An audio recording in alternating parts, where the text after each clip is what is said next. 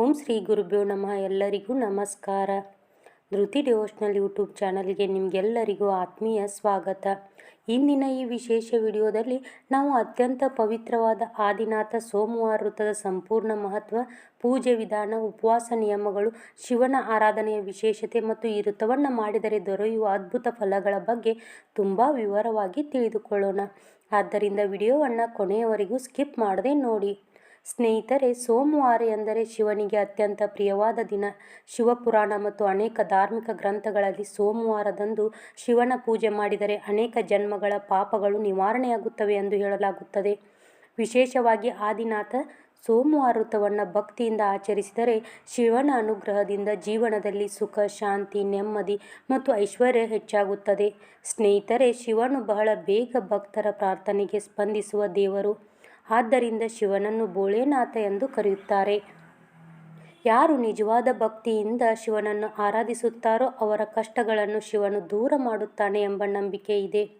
ಈ ವೃತವನ್ನು ಆಚರಿಸುವವರು ಬೆಳಿಗ್ಗೆ ಬ್ರಹ್ಮ ಮುಹೂರ್ತದಲ್ಲಿ ಎದ್ದರೆ ಅತ್ಯಂತ ಶುಭಕರ. ಅಂದರೆ ಸೂರ್ಯೋದಯಕ್ಕೂ ಮುಂಚೆ ಎದ್ದು ಸ್ನಾನ ಮಾಡಿ ಮನಸ್ಸು ಮತ್ತು ದೇಹವನ್ನು ಶುದ್ಧಗೊಳಿಸಬೇಕು. ಸ್ನಾನ ಮಾಡುವ ನೀರಿಗೆ ಸ್ವಲ್ಪ ಗಂಗಾಜಲ ಅಥವಾ ತುಳಸಿ ಎಲೆ ಹಾಕಿದರೆ ಇನ್ನೂ ಹೆಚ್ಚು ಪುಣ್ಯ ಸಿಗುತ್ತದೆ. ಸ್ನೇಹಿತರೆ, ಪೂಜೆ ಮಾಡುವಾಗ ಧರಿಸುವ ಬಟ್ಟೆಯೂ ಬಹಳ ಮುಖ್ಯ. ಸಾಧ್ಯವಾದರೆ ಬಿಳಿ ಅಥವಾ ಲೇಸಾದ ಬಣ್ಣದ ಬಟ್ಟೆ ಧರಿಸಬೇಕು. ಕಪ್ಪು ಬಣ್ಣದ ಬಟ್ಟೆಗಳನ್ನು ಧರಿಸದಿರುವುದು ಉತ್ತಮ. ಮಹಿಳೆಯರು ಸಾದಾ ಮತ್ತು ಶುಭ್ರವಾದ ಉಡುಪು ಧರಿಸಿದರೆ ಶಿವನ ಕೃಪೆ ದೊರೆಯುತ್ತದೆ. ಈಗ ಪೂಜಾ ಸ್ಥಳವನ್ನು ಹೇಗೆ ಸಿದ್ಧಪಡಿಸಬೇಕು ಎಂಬುದನ್ನು ನೋಡೋಣ. ಮನೆಯ ದೇವರ ಕೋಣೆಯನ್ನು ಅಥವಾ ಪೂಜೆ ಮಾಡುವ ಸ್ಥಳವನ್ನು ಚೆನ್ನಾಗಿ ಸ್ವಚ್ಛಗೊಳಿಸಬೇಕು. ನಂತರ ಅಲ್ಲಿ ಒಂದು ಸ್ವಚ್ಛವಾದ ಮರದ ಪೀಠವನ್ನು ಇಟ್ಟು ಅದರ ಮೇಲೆ ಒಂದು ಬಿಳಿ ಬಟ್ಟೆ ಹಾಸಬೇಕು. ನಂತರ ಶಿವನ ಫೋಟೋ ಅಥವಾ ಶಿವಲಿಂಗವನ್ನು ಪ್ರತಿಷ್ಠಾಪಿಸಬೇಕು. ಹಲವರು ಕೇಳುವ ಪ್ರಶ್ನೆ ಏನೆಂದರೆ ಶಿವಲಿಂಗವನ್ನು ಹೇಗೆ ಮಾಡಬೇಕು ಎಂದು. ಹುತ್ತದ ಮಣ್ಣಿನಿಂದ ಶಿವಲಿಂಗ ತಯಾರಿಸಿದರೆ ಅತ್ಯಂತ ವಿಶೇಷ ಫಲ ಸಿಗುತ್ತದೆ ಎಂದು ಪುರಾಣಗಳಲ್ಲಿ ಹೇಳಲಾಗಿದೆ. ಹುತ್ತ ಎಂದರೆ ಇರುವೆಗಳು ಕಟ್ಟುವ ಗೂಡು, ಇಲ್ಲ ನಾಗರ ಹಾವಿನ ಹುತ್ತವೂ ಸಹಿತ ನಡೆಯುತ್ತೆ. ಈ ಮಣ್ಣಿಗೆ ವಿಶೇಷ ಪವಿತ್ರತೆ ಇದೆ ಎಂದು ಹೇಳಲಾಗಿದೆ. ಹುತ್ತದ ಮಣ್ಣು ಸಿಗದಿದ್ದರೆ ಶುದ್ಧವಾದ ಮಣ್ಣಿನಿಂದಲೂ ಶಿವಲಿಂಗವನ್ನು ತಯಾರಿಸಬಹುದು. ಶಿವಲಿಂಗ ತಯಾರಿಸುವಾಗ ಮನಸ್ಸಿನಲ್ಲಿ ಶಿವನ ಧ್ಯಾನ ಇರಬೇಕು. ಕೋಪ, ಅಹಂಕಾರ ಅಥವಾ ಕೆಟ್ಟ ಆಲೋಚನೆಗಳನ್ನು ಮನಸ್ಸಿನಲ್ಲಿ ಇಟ್ಟುಕೊಳ್ಳಬಾರದು. ಶುದ್ಧ ಮನಸ್ಸಿನಿಂದ ಶಿವಲಿಂಗವನ್ನು ತಯಾರಿಸಿದರೆ ಶಿವನ ಅನುಗ್ರಹ ದೊರೆಯುತ್ತದೆ. ಇನ್ನು ಪೂಜೆಗೆ ಬೇಕಾಗುವಂಥ ಸಾಮಗ್ರಿಗಳು: ಬಿಲ್ವಪತ್ರೆ, ಬಿಳಿ ಹೂಗಳು, ದೀಪ ಮತ್ತು ಎಣ್ಣೆ, ತೆಂಗಿನಕಾಯಿ, ಹಣ್ಣುಗಳು, ಅಕ್ಷತೆ, ಗಂಗಾಜಲ ಅಥವಾ ಶುದ್ಧ ನೀರು, ಹಾಲು, ಜೇನುತುಪ್ಪ, ಮೊಸರು, ತುಪ್ಪ, ಸಕ್ಕರೆ, ವೀಳ್ಯದೆಲೆ ಮತ್ತು ಅಡಿಕೆ, ದಕ್ಷಿಣೆ, ಕರ್ಪೂರ, ರುದ್ರಾಕ್ಷಿ ಮಾಲೆ. ಸ್ನೇಹಿತರೆ, ಪೂಜೆ ಆರಂಭಿಸುವ ಮೊದಲು ಗಣಪತಿಯನ್ನು ಸ್ಮರಿಸಬೇಕು. ಯಾಕಂದರೆ ಯಾವುದೇ ಪೂಜೆ ಮಾಡಿದರೂ ಮೊದಲಿಗೆ ವಿಘ್ನೇಶ್ವರನ ಆರಾಧನೆ ಮಾಡಬೇಕು ಎಂದು ಶಾಸ್ತ್ರಗಳಲ್ಲಿ ಹೇಳಲಾಗಿದೆ. ಓಂ ಗಂ ಗಣಪತಯೇ ನಮಃ ಎಂದು ಹೇಳಿ ಗಣಪತಿಯನ್ನು ಪ್ರಾರ್ಥಿಸಬೇಕು. ನಂತರ ಶಿವನಿಗೆ ದೀಪ ಹಚ್ಚಬೇಕು. ದೀಪ ಹಚ್ಚುವಾಗ ನನ್ನ ಜೀವನದಲ್ಲಿರುವ ಅಜ್ಞಾನ, ಕತ್ತಲೆ ದೂರವಾಗಿ ಜ್ಞಾನ ಬೆಳಕು ಬರಲಿ ಎಂದು ಪ್ರಾರ್ಥಿಸಬೇಕು. ಈಗ ಶಿವಲಿಂಗಕ್ಕೆ ಅಭಿಷೇಕ ಮಾಡುವ ವಿಧಾನವನ್ನು ನೋಡೋಣ. ಮೊದಲು ಶುದ್ಧ ನೀರಿನಿಂದ ಅಭಿಷೇಕ ಮಾಡಬೇಕು. ನಂತರ ಹಾಲಿನಿಂದ ಅಭಿಷೇಕ ಮಾಡಬೇಕು. ಹಾಲು ಶುದ್ಧತೆ ಮತ್ತು ಶಾಂತಿಯ ಸಂಕೇತವಾಗಿದೆ. ನಂತರ ಮೊಸರು, ತುಪ್ಪ, ಜೇನುತುಪ್ಪ ಮತ್ತು ಸಕ್ಕರೆಯಿಂದ ಪಂಚಾಮೃತ ಅಭಿಷೇಕ ಮಾಡಬೇಕು. ಸ್ನೇಹಿತರೆ, ಪಂಚಾಮೃತ ಅಭಿಷೇಕ ಮಾಡುವಾಗ ಓಂ ನಮಃ ಶಿವಾಯ ಮಂತ್ರವನ್ನು ನಿರಂತರವಾಗಿ ಜಪಿಸಬೇಕು. ಈ ಪಂಚಾಕ್ಷರಿ ಮಂತ್ರಕ್ಕೆ ಅಪಾರ ಶಕ್ತಿ ಇದೆ.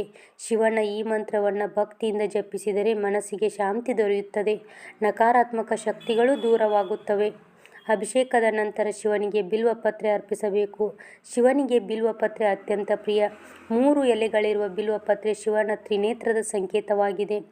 ಪ್ರತಿಯೊಂದು ಬಿಲ್ವಪತ್ರೆ ಅರ್ಪಿಸುವಾಗ ಓಂ ನಮಃ ಶಿವಾಯ ಎಂದು ಹೇಳಬೇಕು. ಶಿವನಿಗೆ ಬಿಳಿ ಹೂಗಳನ್ನು ಅರ್ಪಿಸುವುದು ಅತ್ಯಂತ ಶುಭಕರ. ಬಿಳಿ ಹೂವು ಶುದ್ಧತೆ ಮತ್ತು ಭಕ್ತಿಯ ಸಂಕೇತವಾಗಿದೆ. ಜೊತೆಗೆ ದತ್ತೂರು ಹೂವು ಮತ್ತು ಅಕ್ಕಿ, ಅಕ್ಷತೆಗಳನ್ನು ಅರ್ಪಿಸಿದರೂ ಶಿವನು ಸಂತೋಷ ಪಡುವನು. ಈ ವೃತದಲ್ಲಿ ಉಪವಾಸಕ್ಕೂ ವಿಶೇಷ ಮಹತ್ವವಿದೆ. ಕೆಲವರು ದಿನಪೂರ್ತಿ ನೀರು ಮಾತ್ರ ಸೇವಿಸುತ್ತಾರೆ, ಕೆಲವರು ಹಣ್ಣು ಮತ್ತು ಹಾಲು ಸೇವಿಸುತ್ತಾರೆ. ಆರೋಗ್ಯ ಸಮಸ್ಯೆ ಇರುವವರು ಸರಳ ಉಪವಾಸ ಮಾಡಬಹುದು. ಆದರೆ ಉಪವಾಸ ಮಾಡುವಾಗ ಕೆಟ್ಟ ಆಲೋಚನೆಗಳನ್ನು ದೂರವಿಟ್ಟು ಶಿವನ ಧ್ಯಾನದಲ್ಲಿ ಇರಬೇಕು. ಸ್ನೇಹಿತರೆ, ಸೋಮವಾರದಂದು ಸಾಧ್ಯವಾದರೆ ಶಿವ ದೇವಸ್ಥಾನಕ್ಕೆ ಹೋಗಿ ಶಿವನ ದರ್ಶನ ಪಡೆಯಬೇಕು. ದೇವಸ್ಥಾನದಲ್ಲಿ ರುದ್ರಾಭಿಷೇಕ ಮಾಡಿದರೆ ಅತ್ಯಂತ ವಿಶೇಷ ಫಲ ಸಿಗುತ್ತದೆ. ಈ ವ್ರತವನ್ನು ಮಾಡುವವರು ದಿನಪೂರ್ತಿ ಸತ್ಯವನ್ನು ಮಾತನಾಡಬೇಕು. ಯಾರಿಗೂ ನೋವು ಕೊಡಬಾರದು. ಕೋಪ, ಜಗಳ ಮತ್ತು ಕೆಟ್ಟ ಮಾತುಗಳನ್ನು ದೂರವಿಡಬೇಕು. ಶಿವನು ಸರಳತೆಯನ್ನು ಮತ್ತು ಶಾಂತಿಯನ್ನು ಇಷ್ಟಪಡುವ ದೇವರು. ಸ್ನೇಹಿತರೆ, ಅವಿವಾಹಿತ ಹುಡುಗಿಯರು ಈ ವ್ರತವನ್ನು ಮಾಡಿದರೆ ಒಳ್ಳೆಯ ವರ ದೊರೆಯುತ್ತಾನೆ ಎಂಬ ನಂಬಿಕೆ ಇದೆ. ವಿವಾಹಿತ ಮಹಿಳೆಯರು ಮಾಡಿದರೆ ಕುಟುಂಬದಲ್ಲಿ ಸುಖ, ಶಾಂತಿ ಮತ್ತು ಐಶ್ವರ್ಯ ಹೆಚ್ಚಾಗುತ್ತದೆ. ಪುರುಷರು ಮಾಡಿದರೆ ಉದ್ಯೋಗ, ವ್ಯಾಪಾರ ಮತ್ತು ಜೀವನದಲ್ಲಿ ಯಶಸ್ಸು ದೊರೆಯುತ್ತದೆ. ಹಲವರು ಅನುಭವಿಸಿದಂತೆ ಈ ವ್ರತವನ್ನು ಭಕ್ತಿಯಿಂದ ಮಾಡಿದ ನಂತರ ಅವರ ಜೀವನದಲ್ಲಿ ದೊಡ್ಡ ಬದಲಾವಣೆಗಳು ಆಗಿವೆ ಎಂದು ಹೇಳುತ್ತಾರೆ.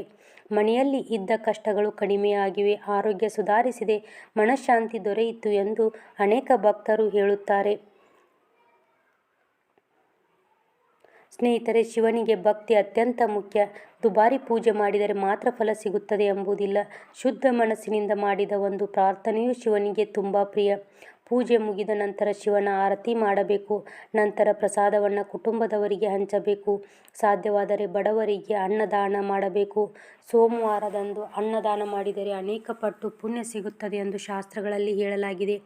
ಈ ರೀತಿ ಆದಿನಾಥ ಸೋಮವಾರ ವ್ರತವನ್ನು ಭಕ್ತಿಯಿಂದ ಆಚರಿಸಿದರೆ ಆರೋಗ್ಯ ಸುಧಾರಿಸುತ್ತದೆ, ಮನಃಶಾಂತಿ ದೊರೆಯುತ್ತದೆ, ಕಷ್ಟಗಳು ನಿವಾರಣೆಯಾಗುತ್ತವೆ, ಕುಟುಂಬದಲ್ಲಿ ಸುಖ ಶಾಂತಿ ಹೆಚ್ಚಾಗುತ್ತದೆ. ಶಿವನ ಕೃಪೆ ಸದಾ ನಮ್ಮ ಮೇಲೆ ಇರುತ್ತದೆ.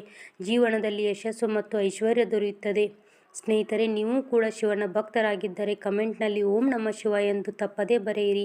ಈ ವಿಡಿಯೋ ಇಷ್ಟವಾದರೆ ಒಂದು ಲೈಕ್ ಮಾಡಿ. ಮತ್ತಷ್ಟು ದೇವರ ಪೂಜೆ, ವ್ರತ, ಮಂತ್ರ ಮತ್ತು ಭಕ್ತಿಯ ವಿಡಿಯೋಗಳಿಗಾಗಿ ನಮ್ಮ ಧೃತಿ ಡಿವೋಷನಲ್ ಚಾನಲ್ಗೆ ಸಬ್ಸ್ಕ್ರೈಬ್ ಮಾಡಿ. ಮತ್ತೆ ಮುಂದಿನ ವಿಡಿಯೋದಲ್ಲಿ ಸಿಗ್ತೀನಿ. ಸರ್ವೇ ಜನೋ ಸುಖಿನೋ ಭವಂತು.